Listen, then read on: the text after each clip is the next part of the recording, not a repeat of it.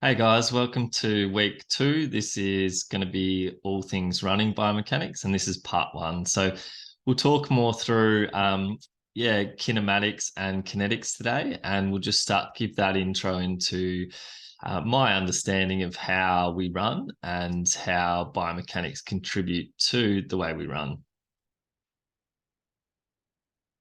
So the question has to be then, why biomechanics? So biomechanics allows us to analyze and assess movement by understanding kinematics. So kinematics is actually the motion, the things we see, how much knee flexion someone's going into through swing, how much ankle dorsiflexion they're getting. So that's kind of kinematics. It's the motion of movement. We can start to grasp concepts of kinetics, so the forces that act on the body and how the body and lower limb actually absorbs and produces force. Biomechanics also gives us insight into which joints, which muscles are being loaded in any particular exercise, movement, or running, by understanding how joint moment arms and joint moments contribute to which muscle group, which joint is being loaded. Then it can actually help us prescribe more specific rehab by being able to manipulate these moment arms, these joint moments, by if we want to load a specific area, or if we actually want to redistribute load away from a specific area, joint, muscle, tendon. Kinematics, as I just mentioned, actually refers to the motion or movement. So it's things that we can see, but it doesn't consider the forces that cause those movements.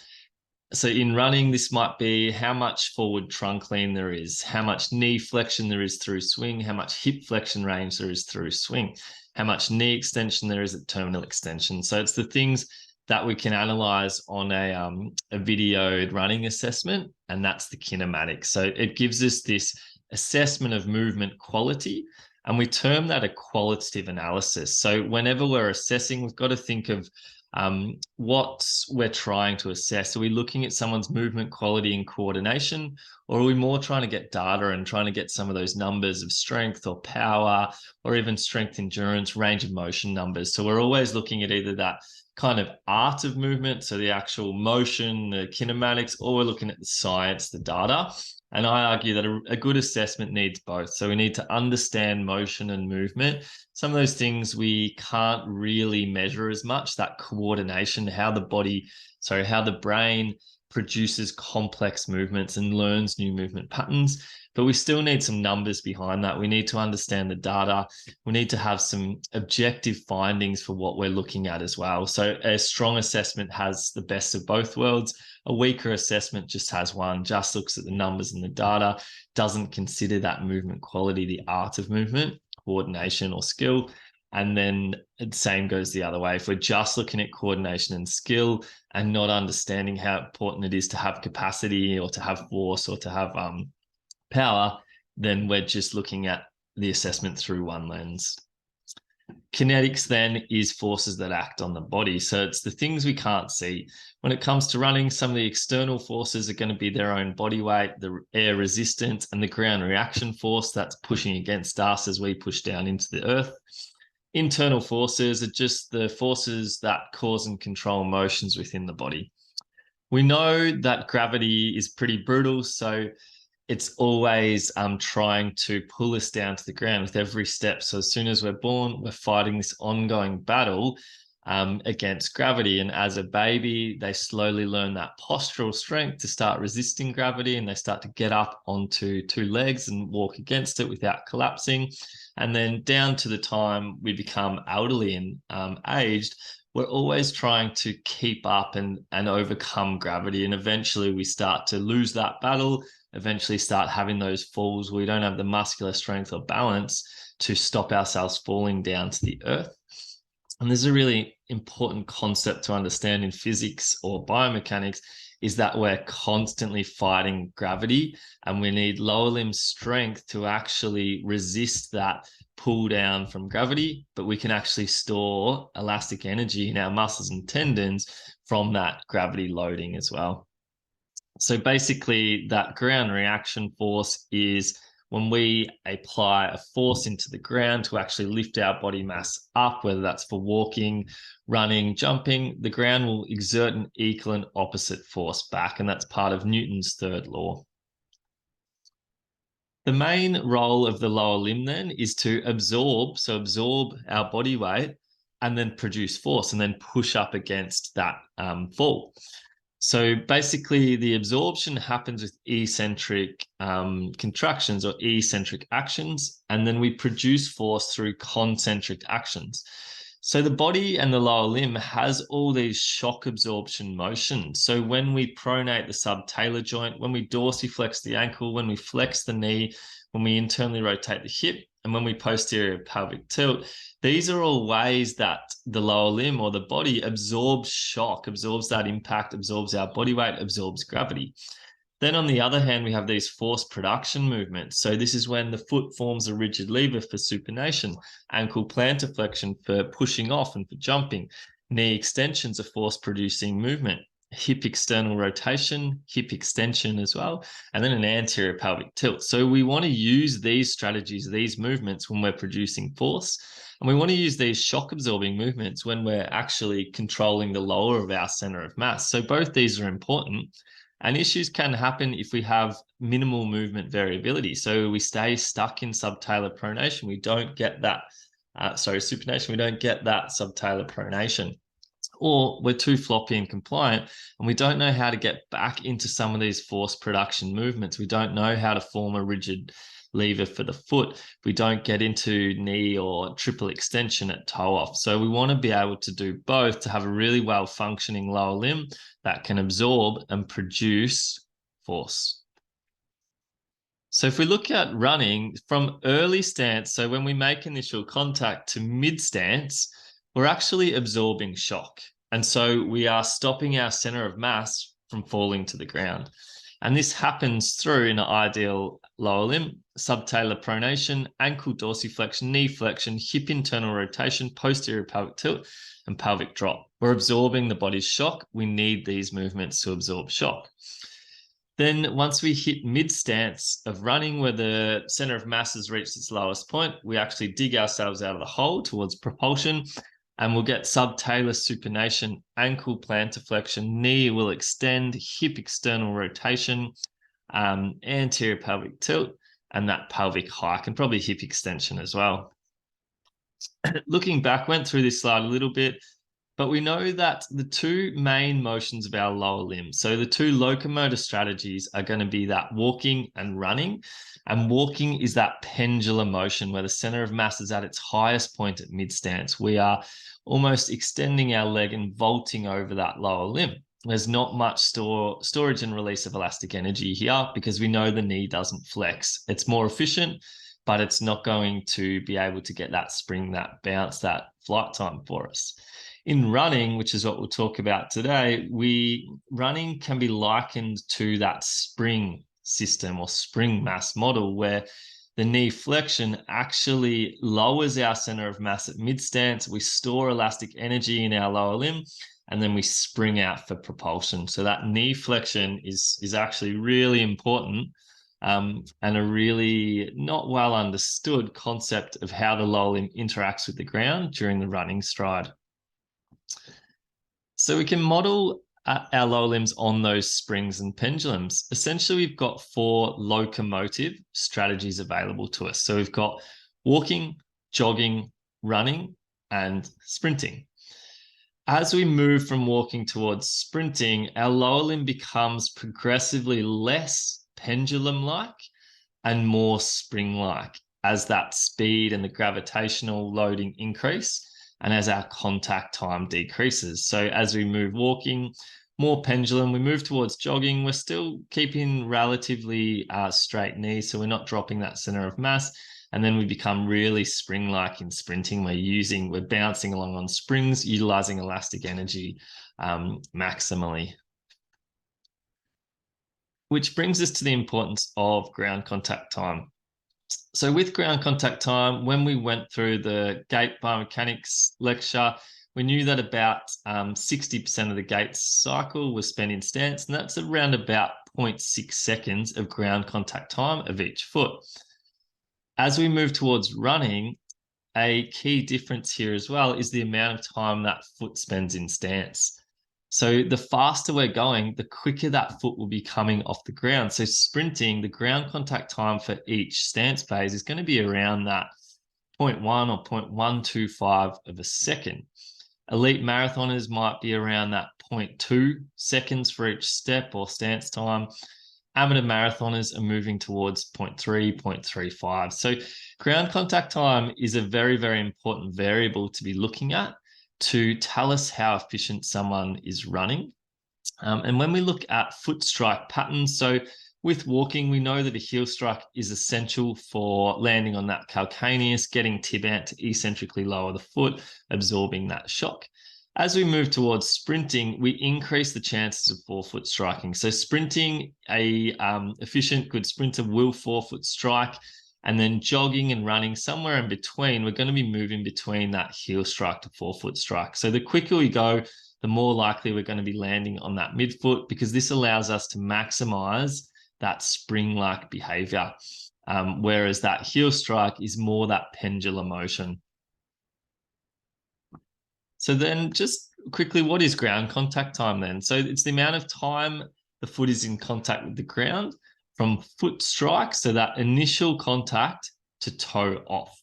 It's very closely tied to cadence, or the number of steps a runner takes per minute, and vertical oscillation, which hopefully will make sense as we go, which is that height of that vertical movement in stance phase. The longer we spend on the ground, the more time we have to drop into knee flexion, and the more we're going to be moving up and down in terms of that vertical oscillation.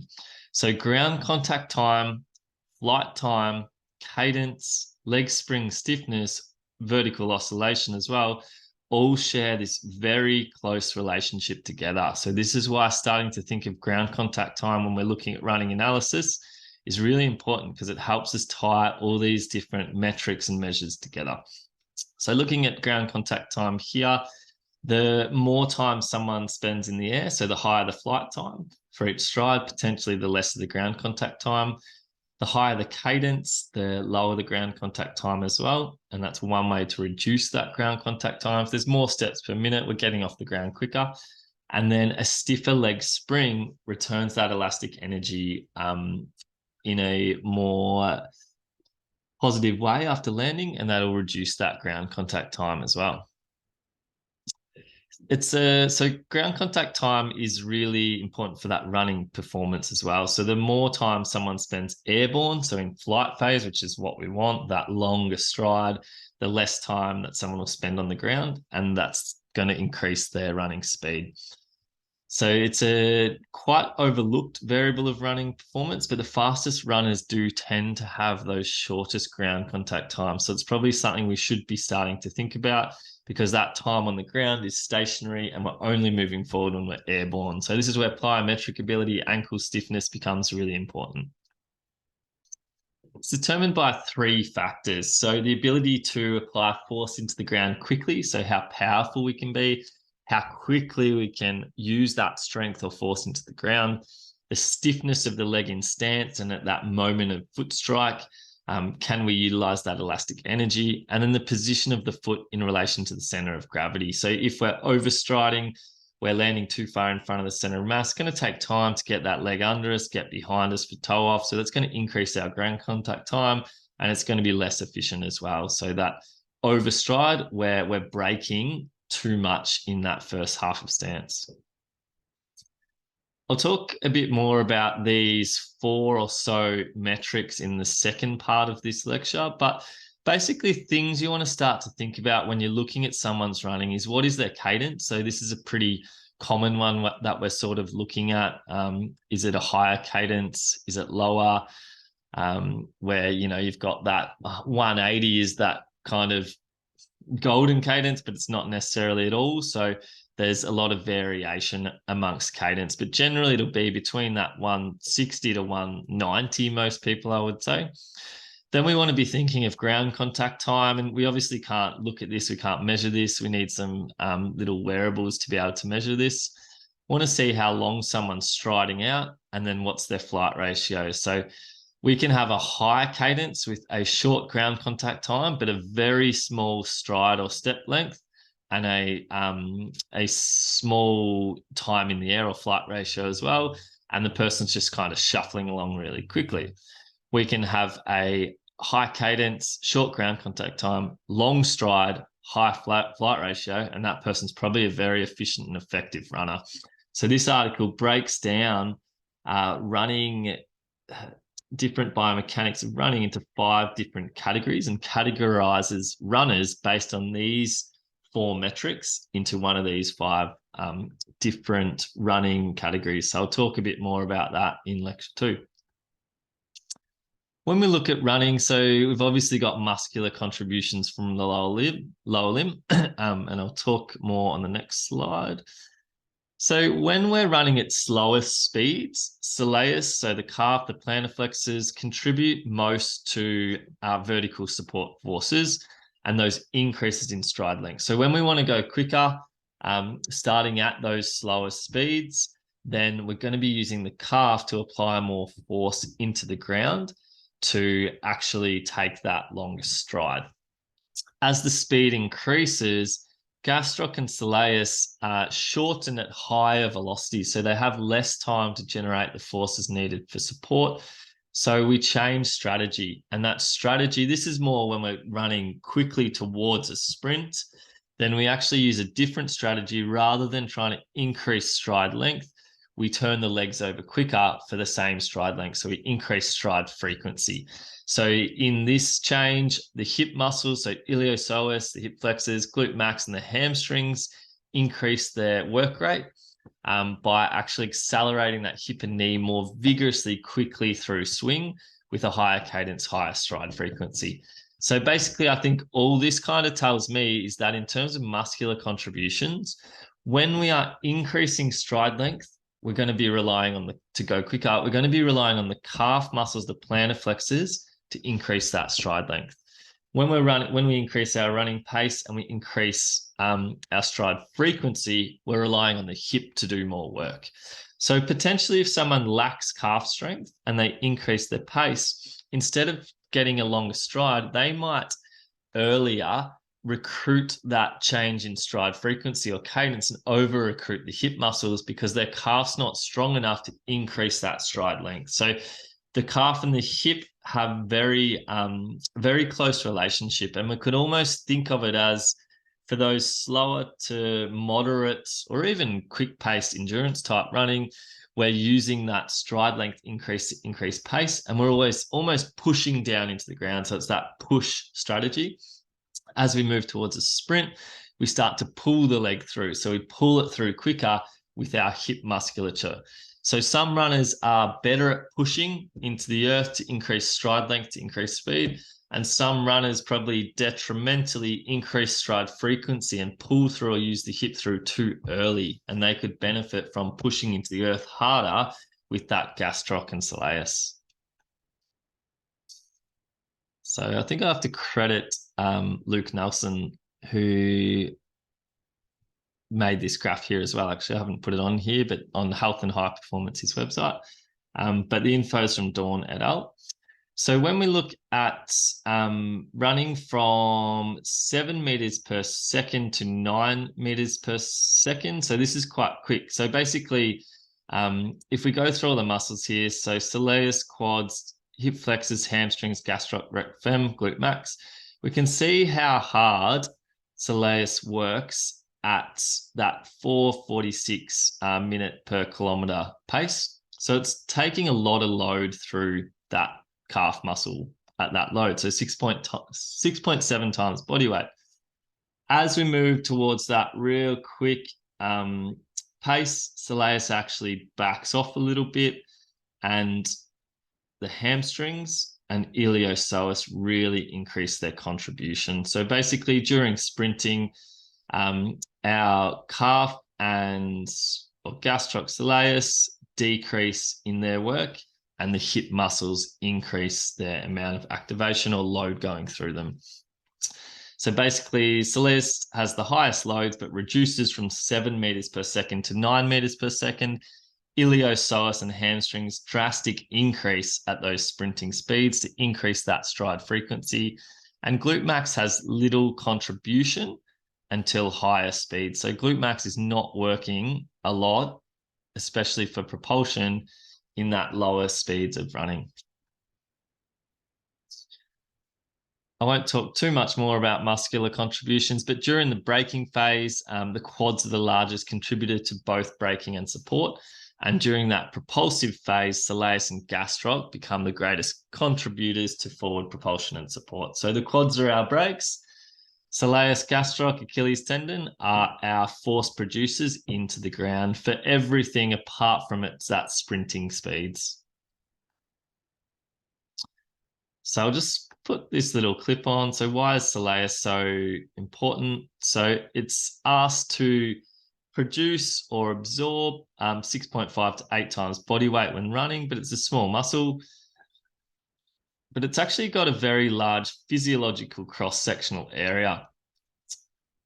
So basically, physiological cross-sectional area, to calculate that, it requires, it's a little bit complicated, so I won't go too much, but we draw a line perpendicular to the direction of force to the muscle's fibers.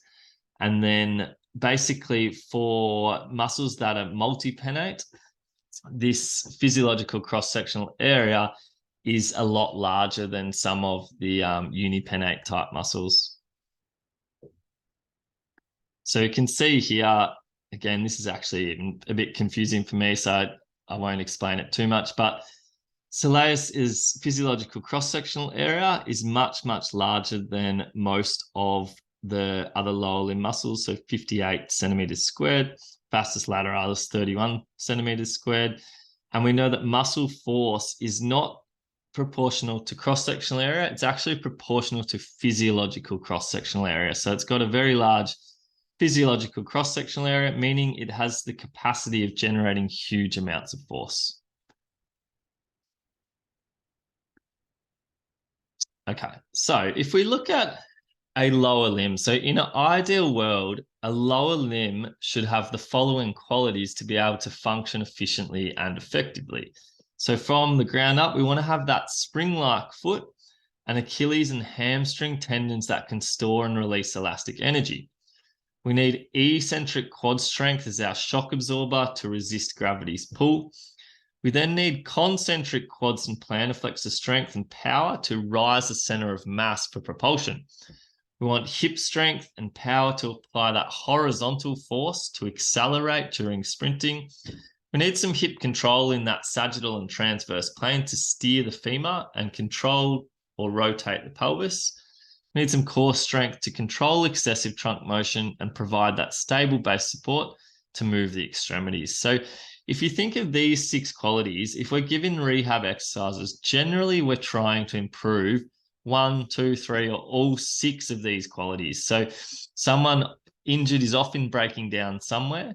And if we can stick to simple exercises and have some form of idea of which quality we're trying to improve, or maybe which quality someone's deficient on, then we can go a long way to improving that lower limb as a really strong, efficient leg spring.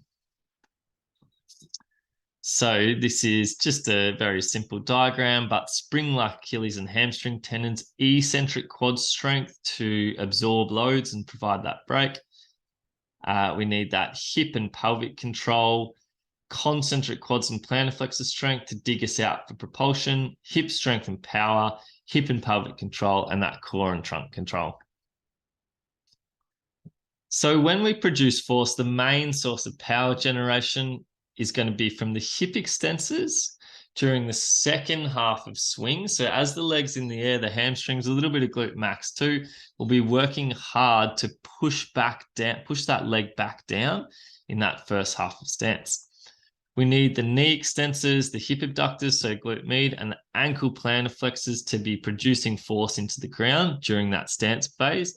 And then our hip flexors will help swing that leg through after toe off. So this is how we produce force. When we look at the different forces that act on the body, so during running, we're subjected to both vertical, so up and down forces, and then horizontal forces, so trying to move us or push us forward and back.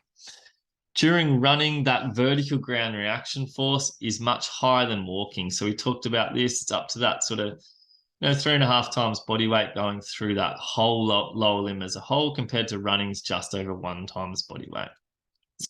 We can break the horizontal forces, so the forces trying to almost push us forwards and backwards, into both braking and propulsion. So this can be a bit of a confusing graph here, but basically when we are braking, we'll have an increased area under the gap here if we're looking at the forces going through someone's lower limb, and then we'll have a propulsion in the horizontal sense here.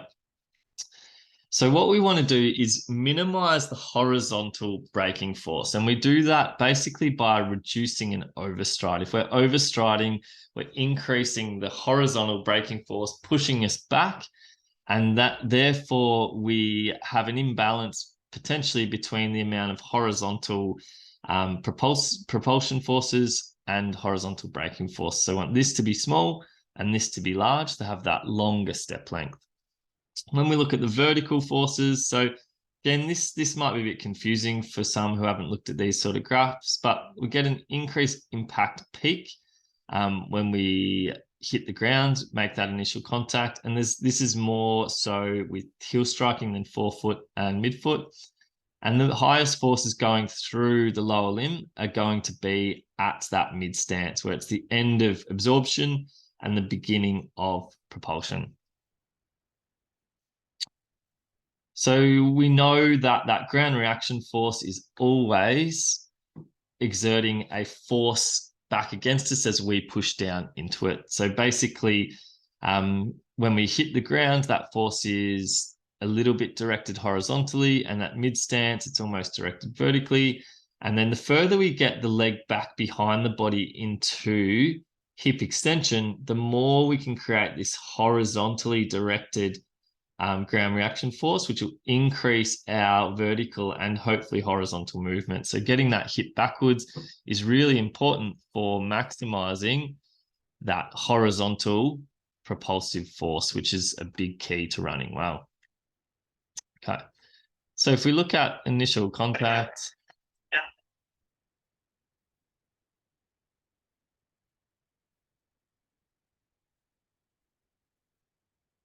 so when we think of initial contact, we can hit down with our heel, our midfoot, or our forefoot.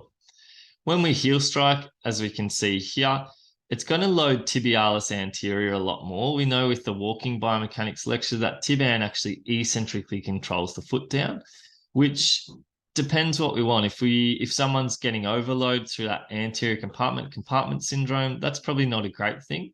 But basically, there is no right way to strike the ground. So whether someone heels, midfoots, or forefoot strikes is not really too important to us as practitioners unless we want to help them shift loads around. So if they're heel striking with a large heel strike and they're getting compartment syndrome because tib-ant's working really hard, then we might want to think about sort of shifting that up or be aware of it.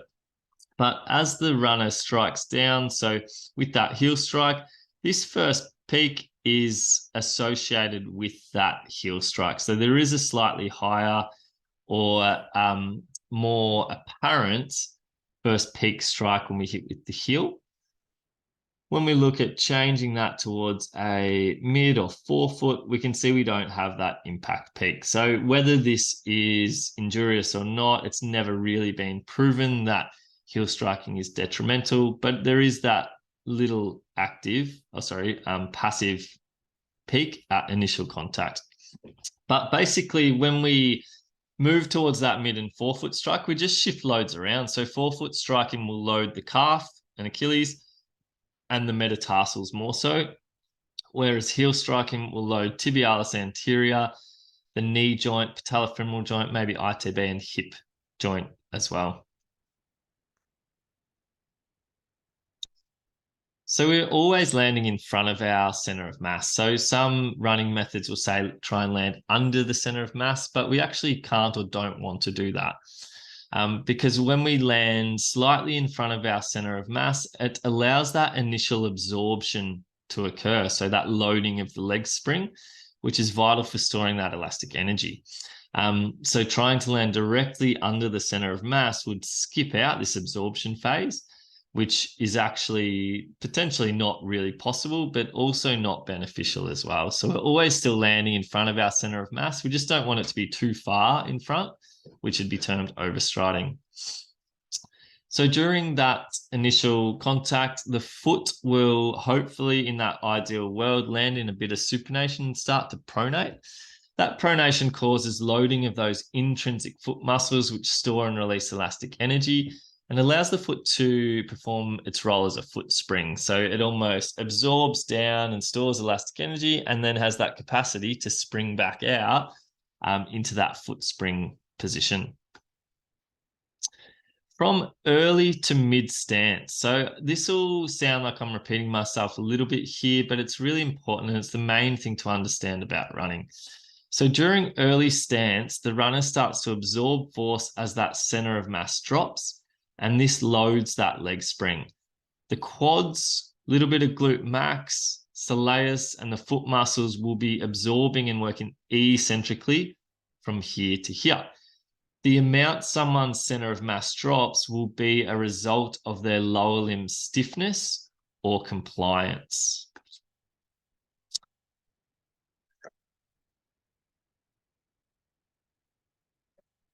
So we know with running, we want to have a flex knee at mid stance. We can see this runner is limping, but we probably need to slow it down to see why. So you can see at mid stance, that knee is almost fully extended. So this would just be an extreme example of really stiff knee at mid stance, really protecting that knee, not wanting to go into too much knee flexion. And this goes back to during walking. So you can see an almost straight knee, whereas during running, we actually want some knee flexion to load that leg spring.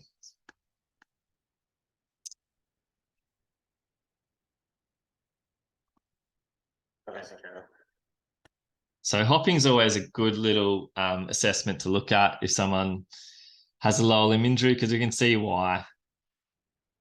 It's just not wanting to take load through that lower limb. The stretch shortening cycle. So this is a really, really important concept to understand for the lower limb. We know that tendons are exceptional at storing and releasing elastic energy. As a tendon is stretched, the stored energy then at propulsion or at release becomes releases like an elastic band. And this increases the amount of force we produce and also allows more work to occur with less energy. That energy is only available in the tendon for a limited time. So around that 0.25 seconds is kind of the cutoff. And if someone is spending more time on the ground than that, they're wasting that elastic energy. So if we think back to ground contact times, if someone has a really low cadence, long time on the ground, they're probably not using their stretch shortening cycle of the Achilles very efficiently, probably wasting a lot of that elastic energy because it's only their very, very short period of time. That person might need to improve their ankle stiffness, plyometric ability, or even skill to get off the ground quicker. So they're using that leg as a spring and not more so as that kind of pendulum. So the more elastic energy one uses, the more economical the runner becomes. So this comes back to that ground contact time. So if someone's off the ground quickly, they're going to be using that spring-like quality because that short ground contact time is sufficient to not be wasting that elastic energy. And we can improve the economy of that runner because we're getting a lot of the energy for propulsion, for force production from the tendon, from that tendon spring elastic band, rather than having to actively use the muscle to push down into the ground. So basically, when we think of eccentric contractions under load, so the first half of stance phase, if we think of a muscle fibers, we think of eccentric contractions or actions, we think the muscle is lengthening. and then concentric, it shortens. But in a well-functioning spring, what actually happens is during that lengthening position, so the first half of stance, the muscle just tensions and works isometrically, and the tendon on the end actually takes the stretch, which actually then releases that elastic energy. So muscles probably don't change their length. They're working isometrically, and the tendons actually become the springs while the muscles are the tensioners. So this would look like if we are in neutral here and we get loaded into dorsiflexion, so say the first half of stance, if this is our muscle or muscle fibers, and this is our tendon, the muscle just locks down isometrically, statically, and tensions itself, which allows the Achilles tendon to take the stretch or the length from that change in range of motion, which then releases that elastic energy. So this is a well-functioning musculotendon unit where a muscle works isometrically and is allowed to stay in mid-range, a really good position where there's lots of overlap between actin and myosin filaments, and it actually is a much, much more efficient way to be producing force by using the tendon as a spring, muscle as tensioner. The reason this is really efficient, so if we think back to that muscle here, which is more working, allowed to stay isometric in mid-range, so the muscle's not having to lengthen. When the muscle actually lengthens, there's less overlap between actin and myosin here, or muscle fibers. And so a muscle that's working here at a stretch position where the muscle takes the stretch and the tendon doesn't take the stretch is really poor at producing force. So it's really hard for this muscle to be pushing into the ground. And we've talked about this a few times in the gait biomechanics lecture where we made that phase shift from walking to running at a certain speed because Gastroc and Soleus couldn't apply enough, were working really, really hard, but couldn't apply force into the ground because they were in that really lengthened position. So when a muscle's working here, it's working really hard. There's a lot of activation. EMG will be showing it's working really hard, but it can't produce much force. So it's going to be working way too hard and it's going to be very inefficient. When a muscle works at mid-range, so is allowed to stay isometric when the tendon takes a stretch, there's a lot of overlap between muscle fibers, and this muscle doesn't need much activation to produce a lot of force. So it's a very, very efficient way to be and to run.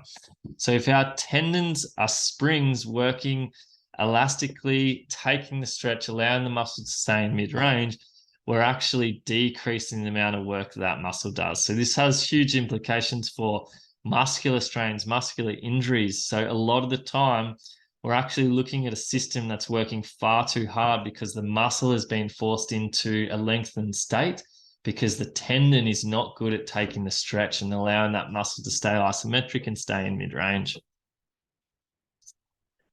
Leg springs are also, there's a lot to take in there. Leg springs are also universal. So all mammals utilize, well, not all mammals, but I guess mammals on land that use gravity, utilize leg springs to save energy and reduce heat, so they bounce along. So a kangaroo is obviously a very extreme example, and it's got huge Achilles tendons, huge potential sort of plantar fascia through here. Basically, as it loads its leg spring, if we look from here to here, the tendon undergoes the length change, which stores huge amount of elastic energy, releases heat. So releases that energy for propulsion. We have a minuscule kangaroo Achilles tendon in our lower limb. It's nowhere near as springy and bouncing along like this, but it's the same concept. So a kangaroo is amazingly efficient. They consume oxygen at much, much lower levels than other animals of similar sizes because this tendon is so good at storing and releasing elastic energy because it goes through such drastic length changes. So tendon lengthening is a huge key to efficiency and to being that lower limb spring, saving energy. Okay, back to human running.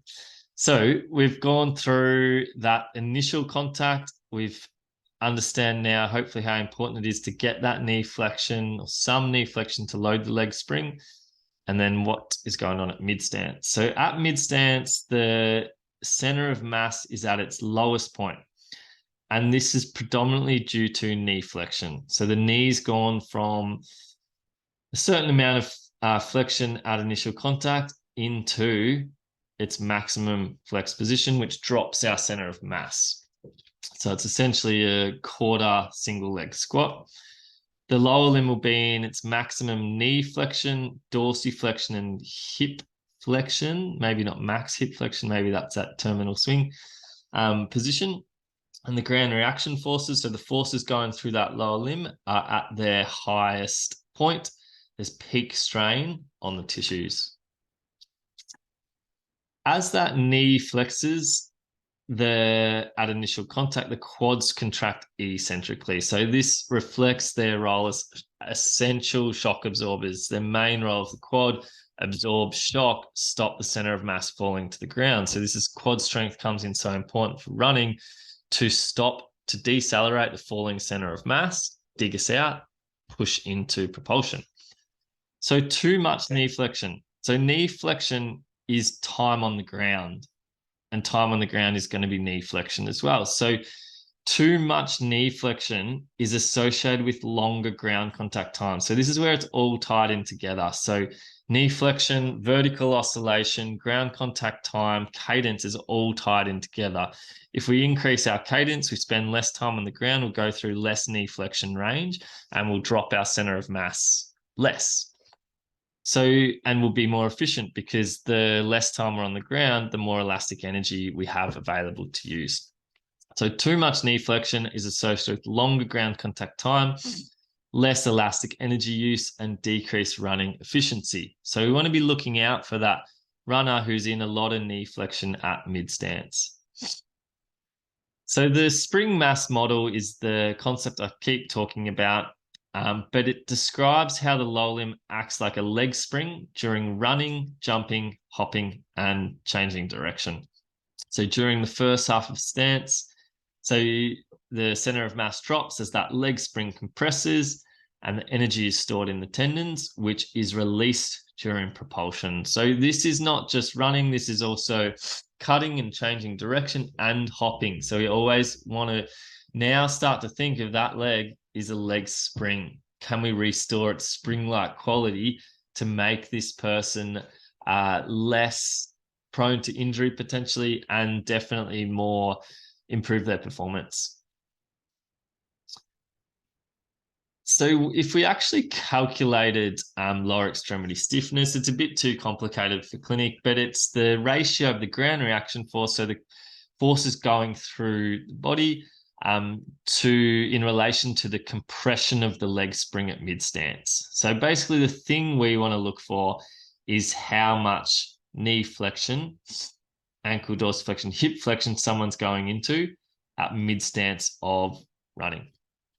So it's a continuum. So there'll be high stiffness, that person that barely goes through range at all, and then high compliance. So this is that generally floppier person who's dropping into lots of those shock absorption positions that we talked about in the first few slides.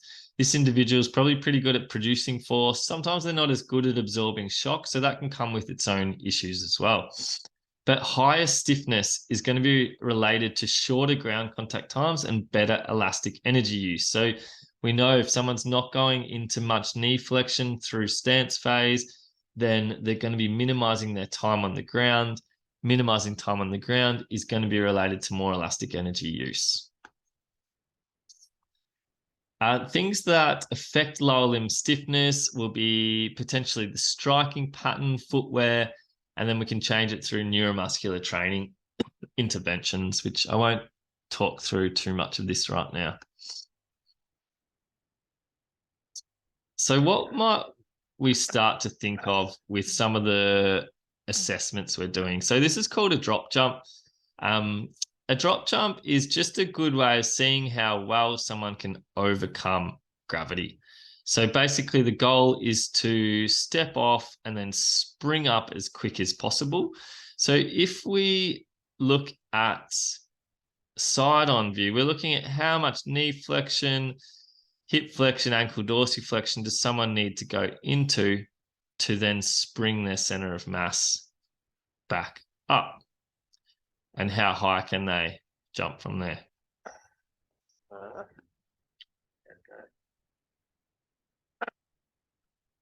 So if we compare the two, so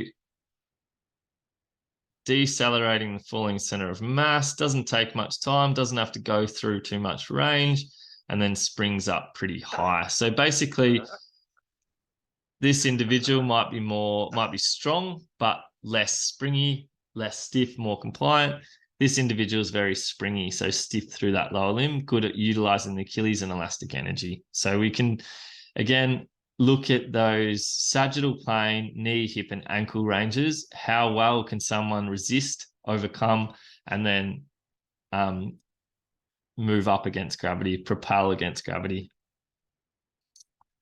Is there such a thing as excessive shock absorption? So again, being continuum, both the really stiff lower limb and the compliant lower limb can have their own issues. So stiffness, potentially there's less ability to absorb shock. Compliant, there's more drop in that center of mass. There's less efficiency going on. But what if we're excessively absorbing shock? So I think I talked about this in the first lecture, but that's that really croucho running, that really shuffling type gait. So when we use that excessive shock absorption, where there's an overly flex strategy or overly compliant, it will utilize 50% higher oxygen consumption due to the demands on the hip and knee extensors. So we know that whenever we have that really flexed knee, maybe even flexed hip through stance phase, then we're going to be increasing the demands on our quads and our glutes, and that's going to cost us more oxygen and become much less efficient as well. Just quickly, so what happens, what joint motions, muscles are working around the hip during that stance phase of running? So initially, glute med will contract eccentrically to control adduction of the femur in that absorption phase. And then during propulsion, glute med will turn around and contract concentrically by abducting the hip and generating that power. If someone has minimal adduction or that wide stance during gait, that can be problematic because that can be indicative of inadequate shock absorption. So we want to be getting some of that adduction, a bit of pelvic drop, mild pelvic drop to absorb shock. When this happens, that really wide stance, additional forces can be transferred up towards the pelvis. So we've gone through that initial contact towards mid stance, and then we move to late stance towards propulsion. By late stance, the foot should have formed that rigid lever. So we want to be getting that hip into hip extension. We know if the hip gets back towards hip extension, we can be applying that horizontal force rather than too much vertical force. So we want to be going like that parabola. We don't want to just be going straight up, spending a long time in the air, but not getting that stride length as well. So we want to be getting the leg behind us and getting into a good propulsive position. So this will depend on how much hip extension range we've got, how much big toe extension range, how much ankle dorsiflexion do we have to activate that triple extension position. So can we coordinate hip extension, knee extension, ankle plantar flexion? A lot of people can't get that simultaneous position because they don't have the coordination. They don't know how to produce triple extension, and those people can benefit from gym exercises where they're forced to triple extend. So even jumping type exercises, box jumps, even hopping variations, and sometimes even sled pushes and those type movements to get that person into those positions where they're producing force. So they may not have that ability to simultaneously extend hip, knee, and ankle. And that can be learnt through some of those strength conditioning exercises. We know that having adequate, not sure the exact range off the top of my head, but maybe 50, 60 degrees big toe extension is really important because this will stretch the plantar fascia, which will activate that windlass mechanism and will pull the calcaneus close to the metatarsals and form that, that medial longitudinal arch. I hope the pods agree with me there. And that will activate that supinated position, which is that rigid, strong lever position for push off. So the intrinsic muscles also working pretty hard to actively elevate that arch as well. But getting into having capacity to get into this position is going to be really important. Otherwise, someone may roll off the lateral foot, which is more what we call that low gear push off. If we think of propulsion, so what we sort of see here is just a bit of a lack of push off. So as the leg gets behind, not really getting into triple extension, the knees flexed, not a great plantar flex position at toe off, almost kind of neutral. And often this will happen if there's not that calf strength, there's not that big toe range, no plantar flexion range, maybe no hip extension. And we can see here as well.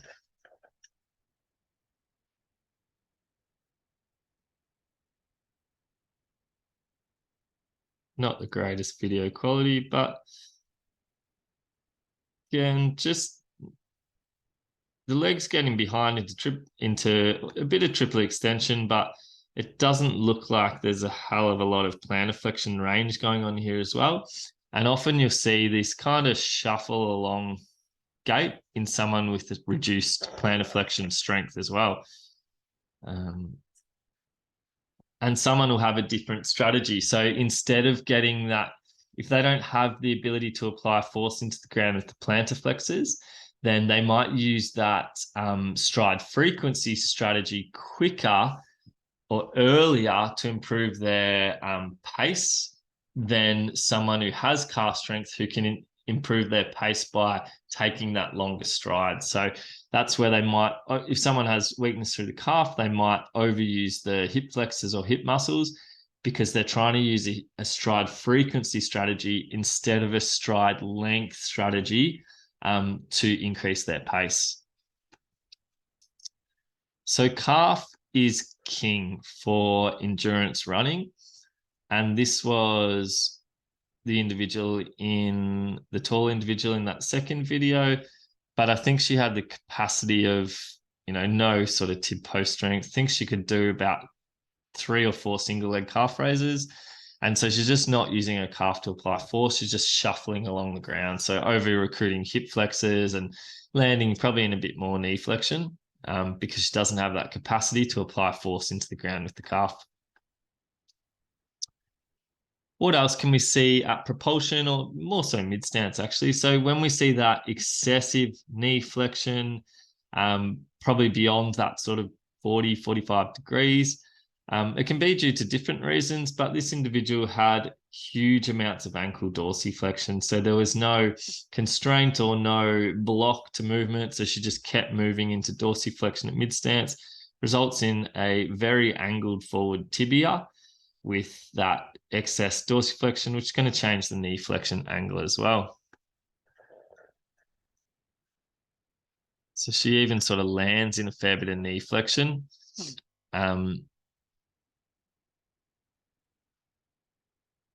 Almost landing in that knee flex position as well.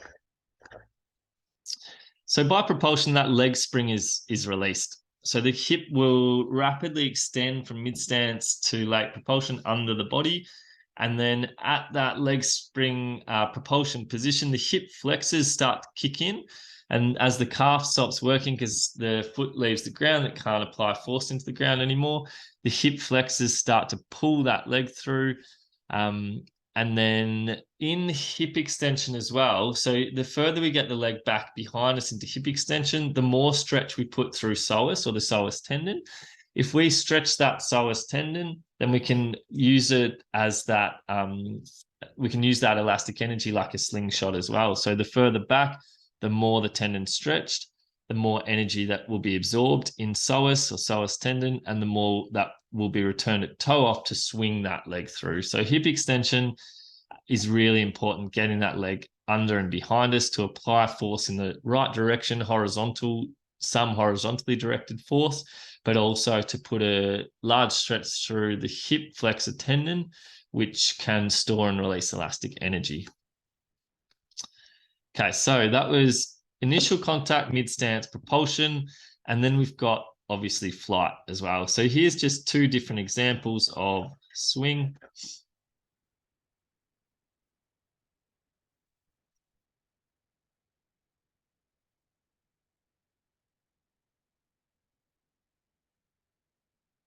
So these two might have similar cadences, but very different strategies. So we can see, so say at that toe off of the opposite leg or late stage stance, we can see the different positions of these legs. So obviously going a bit quicker, but it's still their running strategy. You can see this individual here is in maybe 30, 35 degrees of hip flexion, and we can see here might be more sort of 70 degrees of hip flexion through here. So looking at that terminal swing position or late swing position is important because we want to be able to get into a certain amount, at least that 45, 50 degrees of hip flexion. The higher this leg can get into hip flexion, the more time it has to start extending into the ground, applying force in the right direction before we hit at initial contact. If this hip can't get into enough hip flexion, there's no room to start extending the hip, and the knee has to extend out, sometimes in front of the center of mass. So we want to look at that hip and knee flexion in swing to see if we can start extending the hip into the ground to apply force in the right direction before hitting down into the ground. What happens at the pelvis? So pelvic motions serve to minimize movement of the center of mass, as we saw with walking as well. And that helps us conserve energy and maintain that efficiency. But we still, as with most movements, get that 3D motion. So we get that anterior posterior tilt, sagittal plane, we get a bit of pelvic hop, drop and hike, and we get transverse plane rotation as well. So pelvis is still pretty key to understand and to be able to assess, which we go into in part 2. So then we've got that swing phase, which I talked about briefly already. So that's doubled up there. So basically, hip and knee flexion will also shorten that leg lever. If we can shorten that lever, it actually reduces the inertia of that swing leg and requires less energy to swing it through. If that's in more of an extended position, the center of mass is further of that leg is further away from the axis of rotation and will increase that energy demand as well. The hamstrings don't work much in early swing as the knee flexes. It's not an active pull. The hip flexors are pulling through, gastrocs probably flexing the knee as well. But the hamstrings work really hard at late swing or from here until initial contact to decelerate this tibia that's going to be starting to extend. So the hamstrings will check and control that momentum and prevent that leg extending into hyperextension. So they decelerate the extending knee from here towards here. But they're actually similar to the Achilles, similar to the psoas tendon. They're working as energy-saving springs. So the hamstring muscle group is probably staying pretty isometric, and the hamstring tendon is taking that stretch as well, storing elastic energy. So in that process of deceleration, elastic energy is stored as the tendon undergoes the length change during that eccentric phase.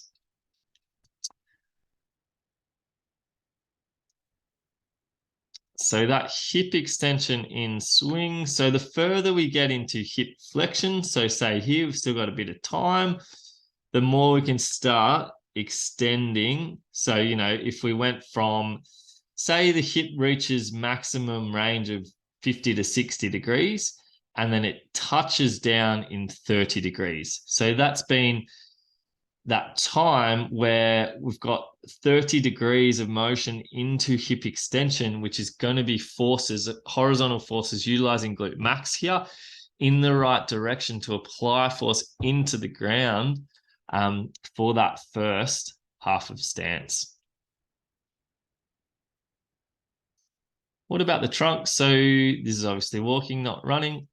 but we get a counterbalance. So we need some dissociation between pelvis and torso.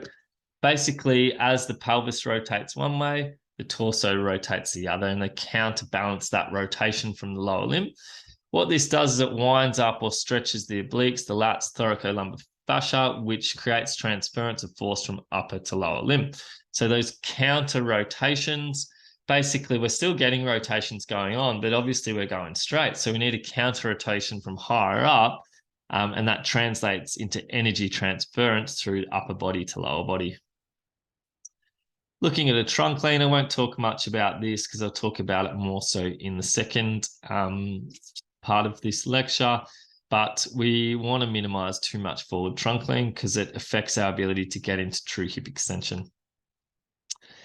The arms, so some people are more into talking about arm swing than myself, and it's just something that I believe the lower limb is, the upper limb is basically counterbalancing what's going on below because the lower limb's interacting with the ground. So if we're thinking of a different sport where we're not interacting with the ground, the upper body and torso, so say surfing, we're not applying force into the ground, the upper body, the arms, the torso will direct the lower body more so.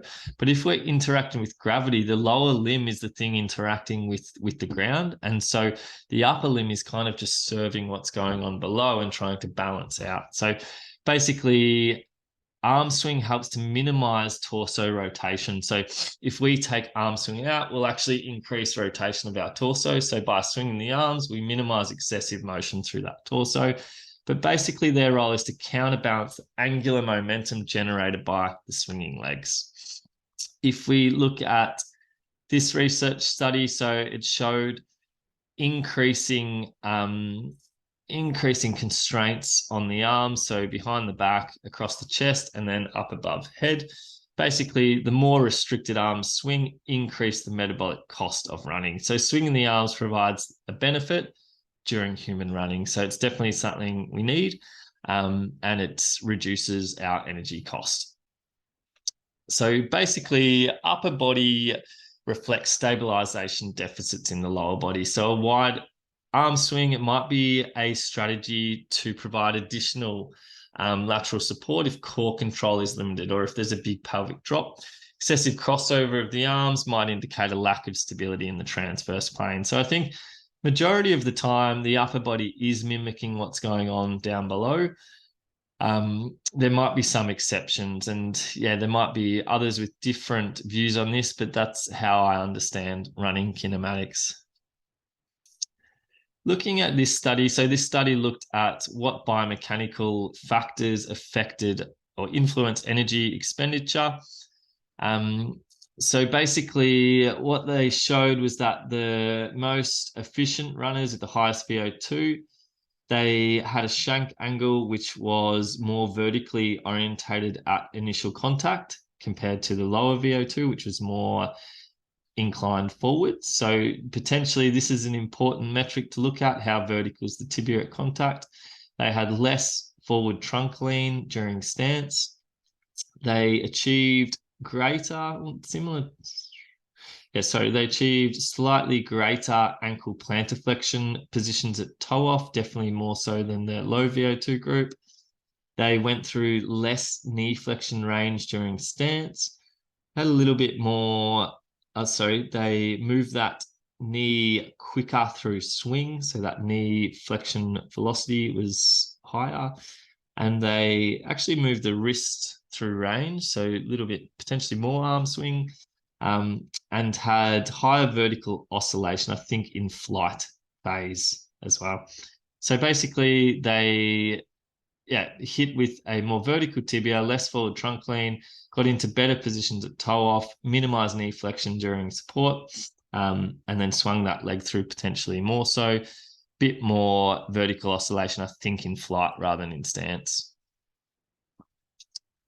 So to improve biomechanical efficiency, we want to optimize our force. So we want to improve that horizontal force. So we want to reduce horizontal braking force and maximize horizontal propulsive force. So this relies on getting the hip behind us, applying a lot of force into the ground with gastroc and soleus, getting into strong plantar flexion positions at top. I'm going to minimize trunk and potentially excessive arm movement or excessive rotation.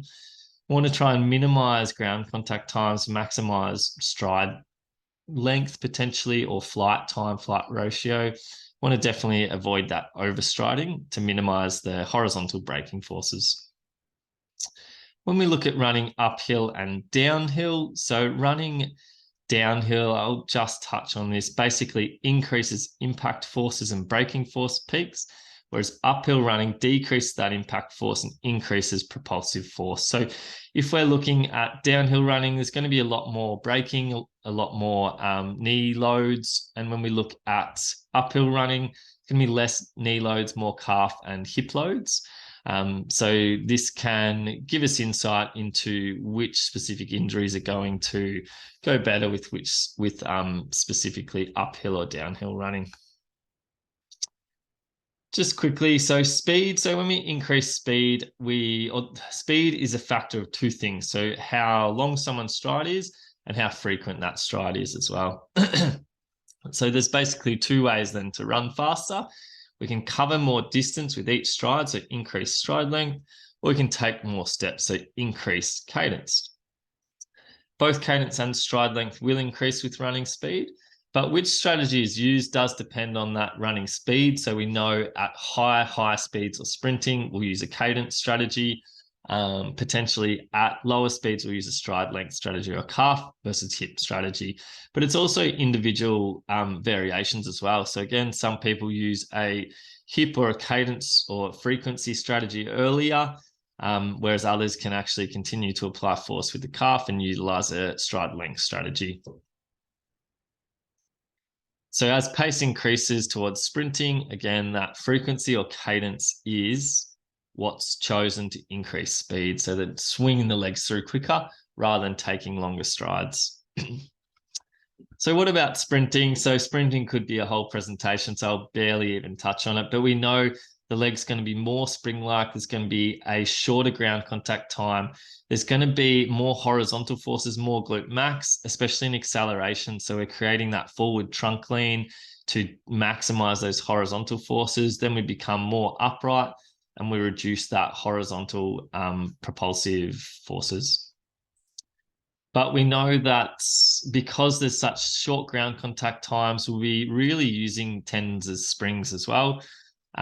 So the contribution of tendon energy to the work generated by the muscle tendon increased from 53 to 74% for soleus and 62 to 75% for gastroc from running to sprinting. So basically, the tendons are working really hard in terms of that muscle tendon unit when we actually sprint from jogging to sprinting. So the isometric behavior of soleus and gastroc, as we mentioned, will enhance tendon stretch and recoil, and the tendon stretch is the predominant length change in that musculo-tendon unit for both running and sprinting.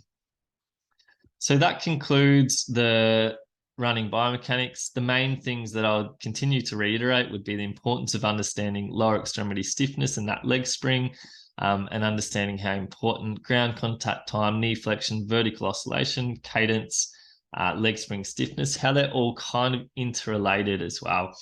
So the next lecture will talk a little bit more on how to look at someone's running.